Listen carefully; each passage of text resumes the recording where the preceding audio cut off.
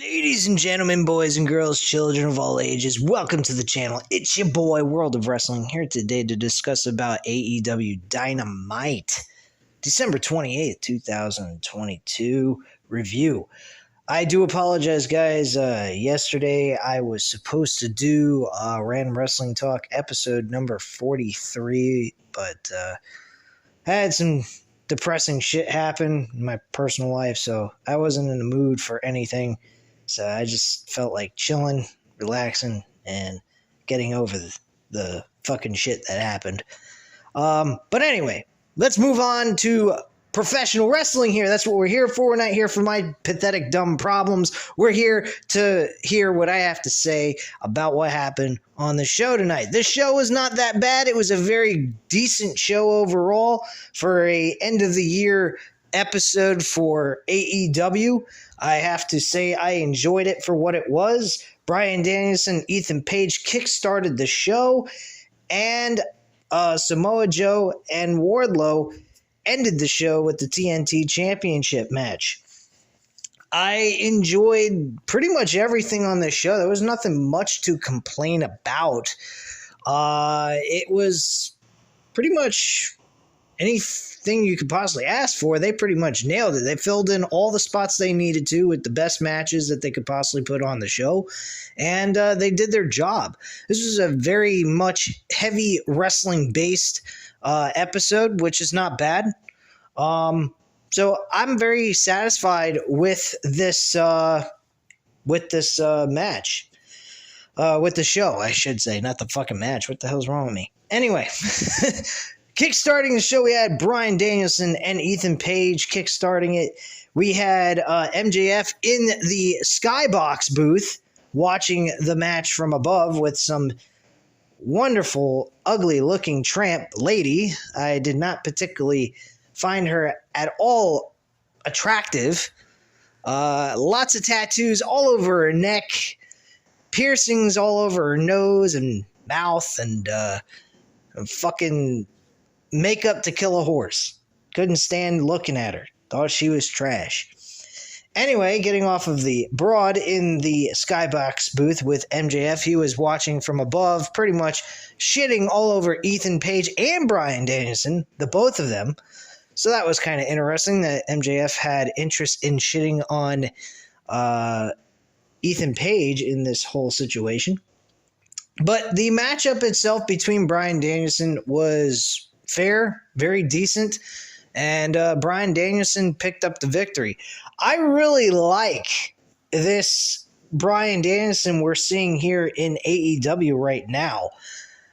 I honestly wished that we could see Bryan Danielson actually win the AEW World Championship, but unfortunately that is way too soon. If it was challenging for it at the end of 2023, I would say, yes, this is great, but in reality, it is not a good idea to give the title up to Bryan Danielson, so Ethan Page would end up losing the title too soon. I would not be okay with that. So this is really just a good old title matchup between Bryan Danielson and MJF for the future. So I'm actually going ahead, and I think that Bryan Danielson and MJF are going to kill it for this pay-per-view. I think it's going to be great. Probably the best match that MJF is ever going to have. I mean, his matches have not been terrible, but they haven't been top-tier talent of technical wrestling like a Bryan Danielson would be able to do, or a Kenny Omega. But I will give MJF this much credit. He tells a great story in the ring. That is important, and that's what he does. That's what makes him and helps him elevate himself above everyone else, besides the fact that he lacks the ability to be a great technical wrestler. So yeah, I truly like this build. I think that this is working out well. I think they need to dig a little bit deeper, but I think they're taking their time with this so that they have enough build going into the pay-per-view for Revolution, which is going to be on March 5th. That's a while from now. We got 3 months left of build that we can get filled in here to really hone in on this whole entire matchup between these two guys and really get a great storyline build out of it. So that's my viewpoint on that situation. By the way, the match ended with Bryan Danielson getting the victory by submission against Ethan Page, if I haven't already mentioned that, so I do apologize if I did. Okay, well, my brain is a little shot. What do you want?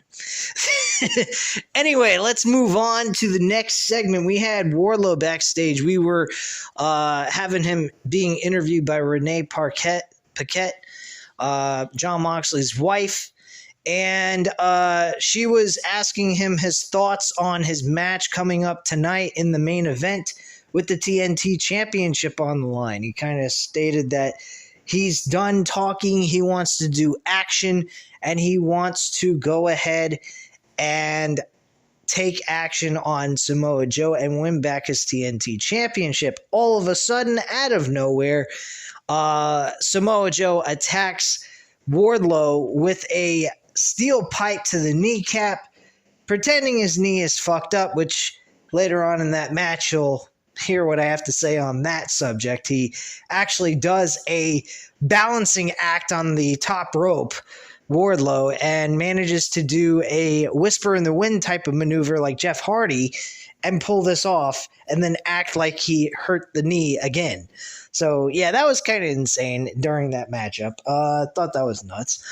But yeah, he was attacked. People were thinking that something was wrong with him. Something was wrong with him, and whatnot. So we have this idea that he's going to be behind the 8 ball during this matchup. So next thing we know, we move on from the commercial breaks, we go backstage with Hangman Page. We get more information on what's going on with Hangman Page. Is he ever coming back from this concussion? Is it really that bad? From what they're saying, it's day to day, but they believe in 2 weeks by the time they make it to Los Angeles. He should be fine.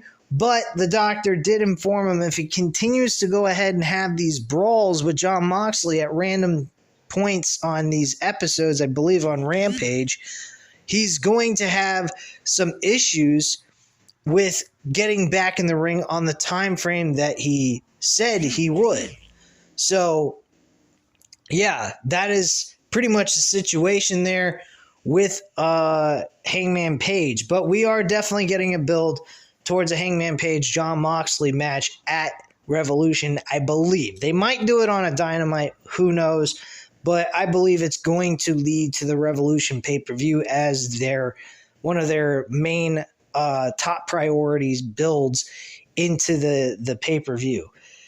So I think it's going to be good, and I think we should see something good come out of it between these two. We might see Jon Moxley later on challenge MJF again for the World Championship in a rematch to regain his title.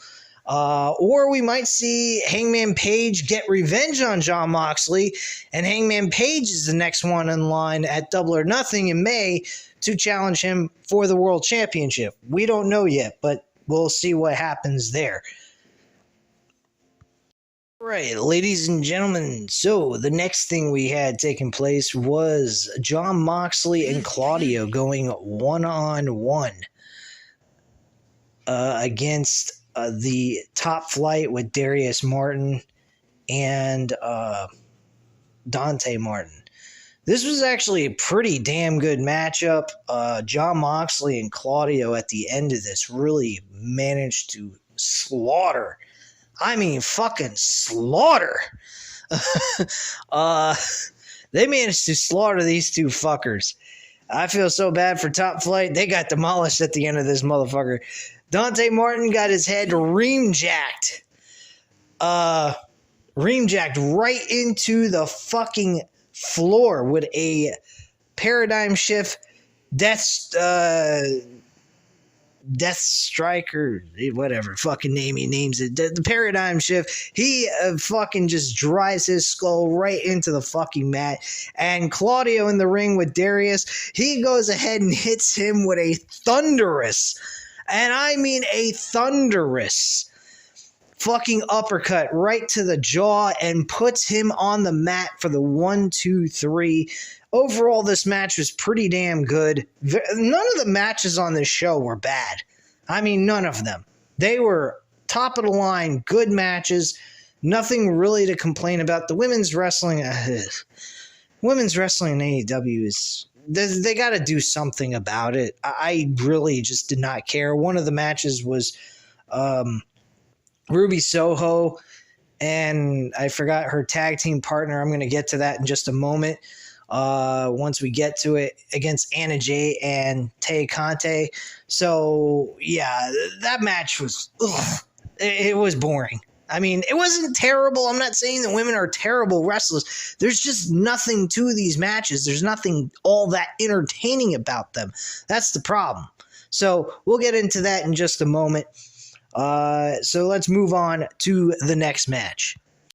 So the next match on the show was actually Hook against Enhancement Talent. Once again, we continue to see Hook wrestling Enhancement Talent, but we have yet to see him face any name on the roster that we see on a week-to-week basis on Dynamite.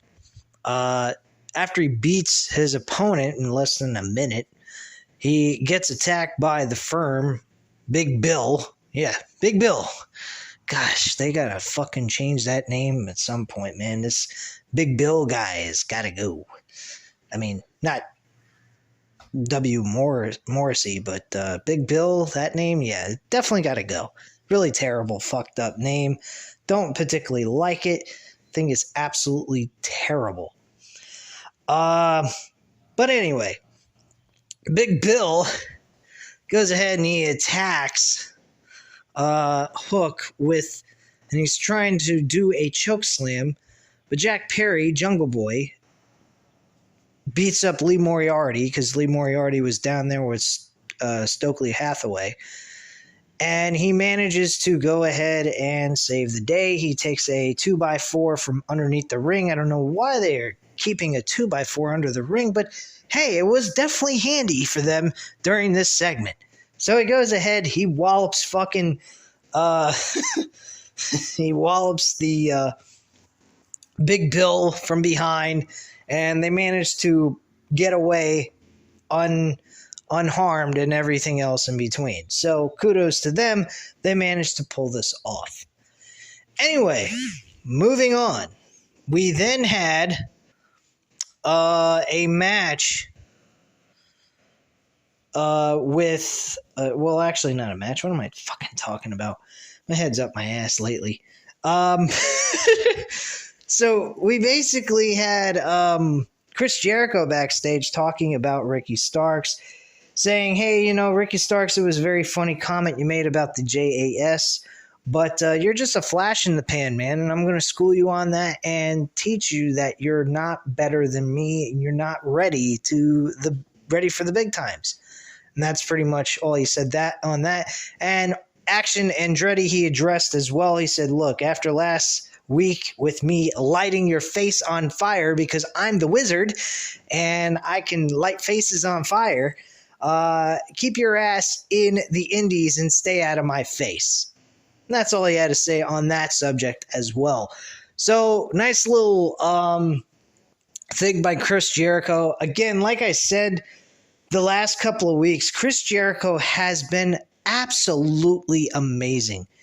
As he's gotten older, he's become more like not Chris Jericho. He is Chris Jericho. He's become more like Shawn Michaels used to be. But he's elevated his game. He has done it so long. He's kept himself in such a... He's been healthy. He doesn't get injured all that much. He's very safe in the ring. And on top of it, he's not injury prone, and he's still able to perform at a very high level. This is very impressive because, like I said a couple of weeks ago, he always envisioned himself to be the next Shawn Michaels.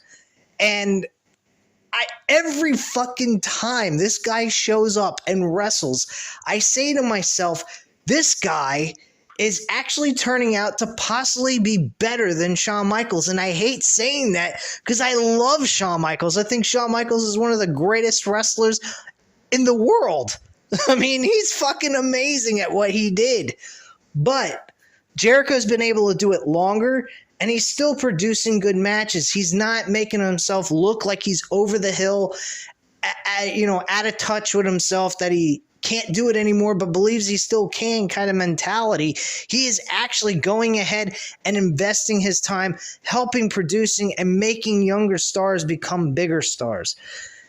Now, not every one of them become big stars after they wrestle him. For some strange reason, Orange Cassidy is not getting that kind of treatment. He was on the show today. I didn't actually went over that segment. I flipped past it because it's not important. He's had a segment with Kip Sabian. Who cares, dude?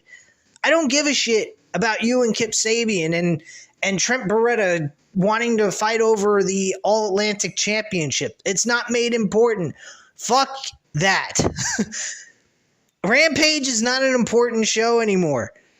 It was when it first started, and now it's just like Sunday Night Heat for WWF back in the day.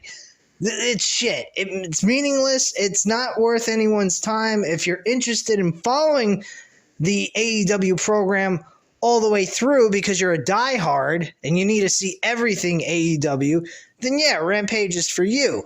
But for me, Friday nights, I like to do other things in my life besides watch a 1 hour show that doesn't build towards anything and doesn't relate to anything that happened on Dynamite outside of maybe one segment per week, possibly. That's about it. So I don't particularly care. That's my reasoning why I stopped reviewing Rampage and just worrying about SmackDown.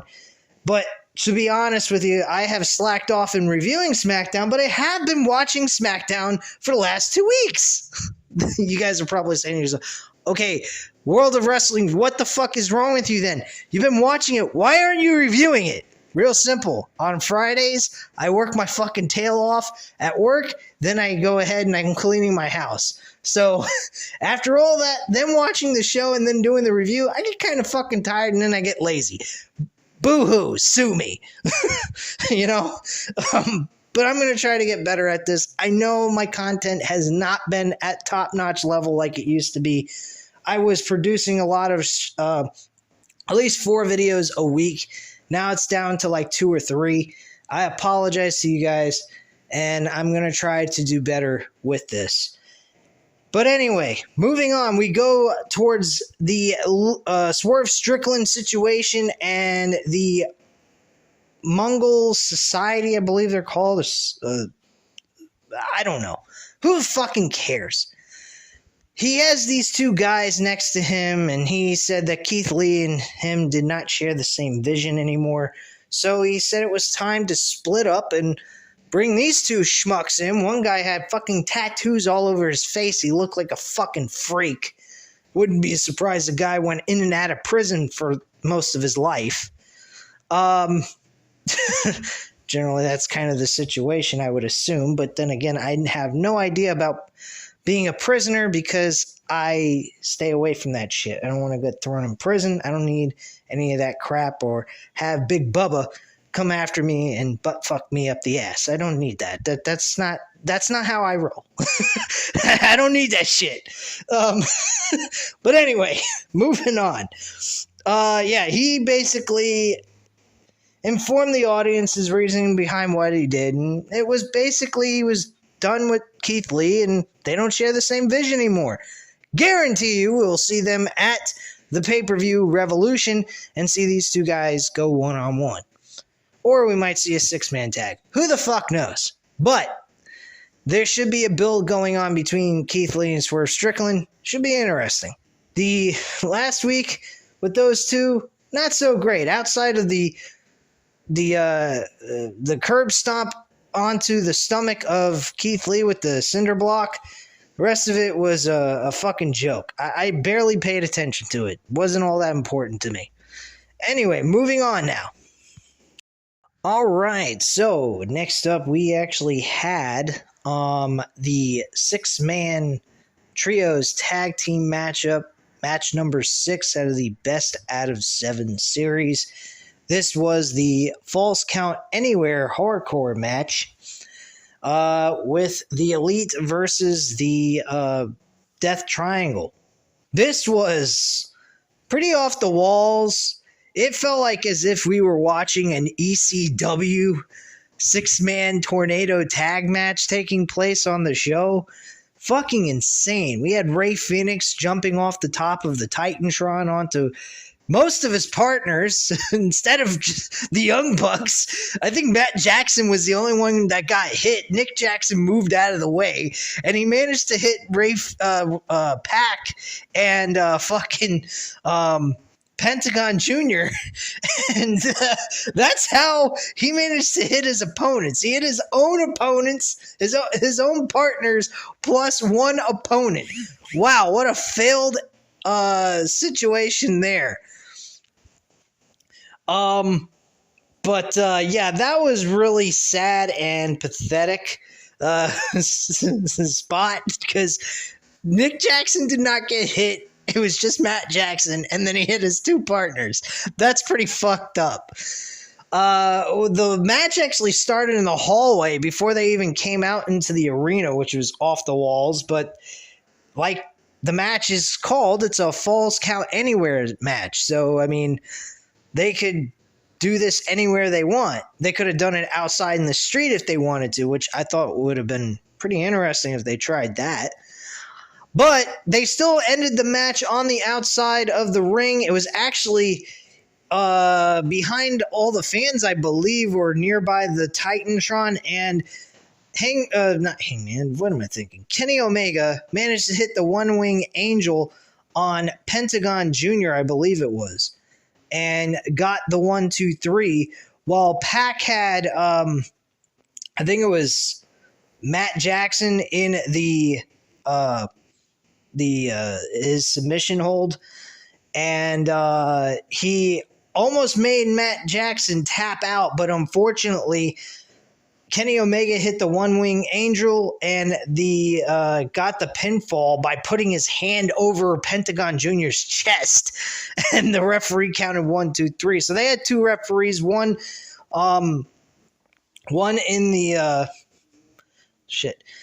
the ring and one outside the ring, so that if there was any pinfalls taking place during the match, they could actually, go to it and actually do the count for that pinfall in case that was to take place. So that was pretty good matchup overall. I mean, this was fucking all over the place. You couldn't really do commentary on this match. This match was just insane, full of excitement, though I will admit the fans were highly interested in it. And I'll be honest, this was actually one of the better matches on the show, to be quite frank with you guys. Outside of Bryan Danielson and Ethan Page, this was actually a good match. The tag team match with Jon Moxley, Claudio against the Top Flight, that was also another good match. So I really was impressed with this. So, it was not bad whatsoever. I think, again, like I said, probably one of the better matches on this card. We then move forward towards the Anna Jay and Tay Conte match against Willow Nightingale and Ruby Soho. This matchup, again, like I said earlier in the video, this was actually kind of boring. I did not care for this at all. Willow and Ruby Soho actually pick up the victory here, I believe. Who fucking cares? Who knows? And that's that. I don't give a shit. As you guys can tell, I was not paying attention, and I don't give a fuck. So who cares? And then we move on to the main event. Like I said earlier, we had Wardlow dealing with a knee problem because of the pipe shot to the kneecap.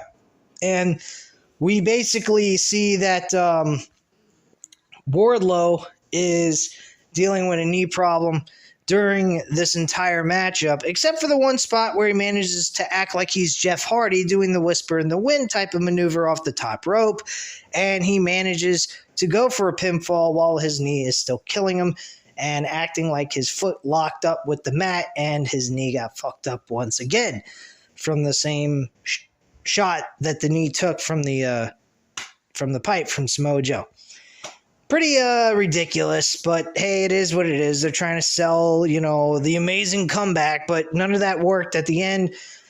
Samoa Joe went for a chop block to the kneecap from behind and then put him in the rear naked choke and submitted him, basically knocking him unconscious. He didn't actually tap out, he passed out.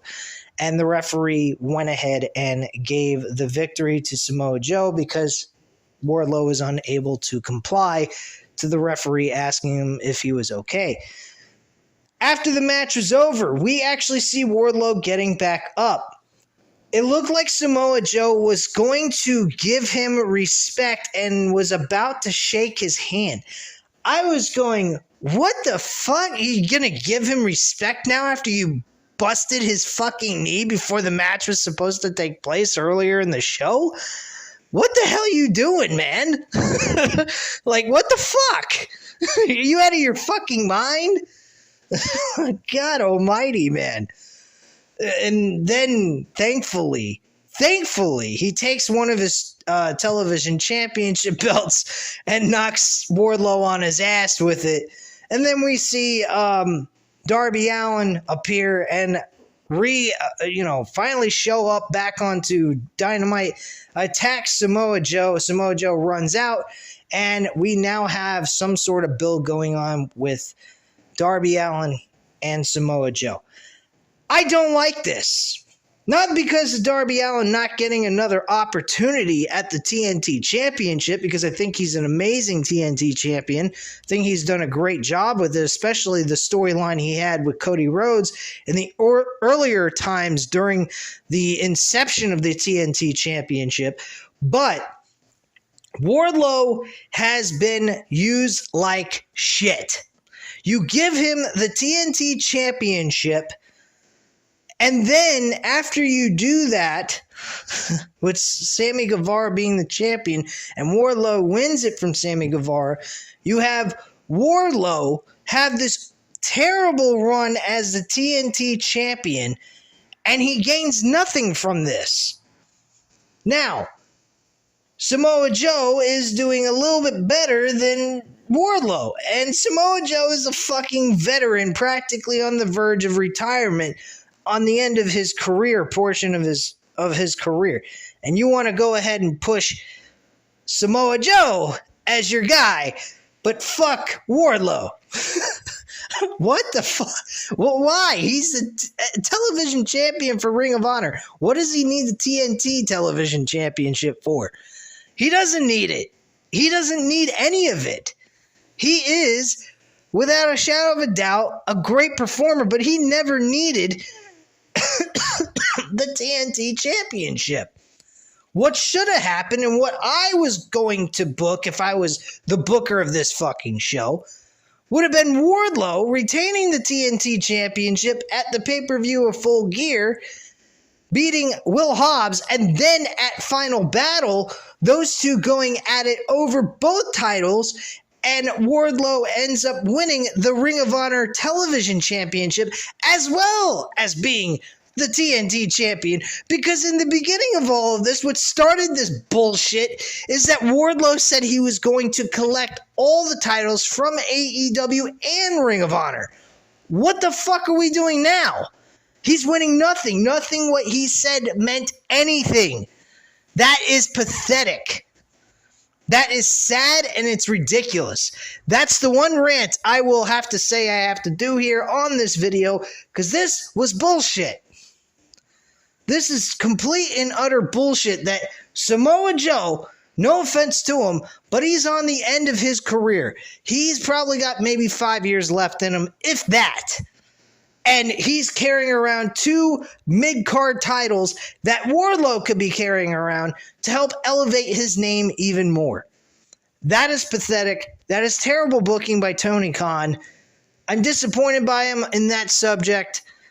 And I don't particularly like how they're treating Wardlow, because Wardlow is a future superstar, man. This guy is going to be in the same level as MJF if they book him correctly.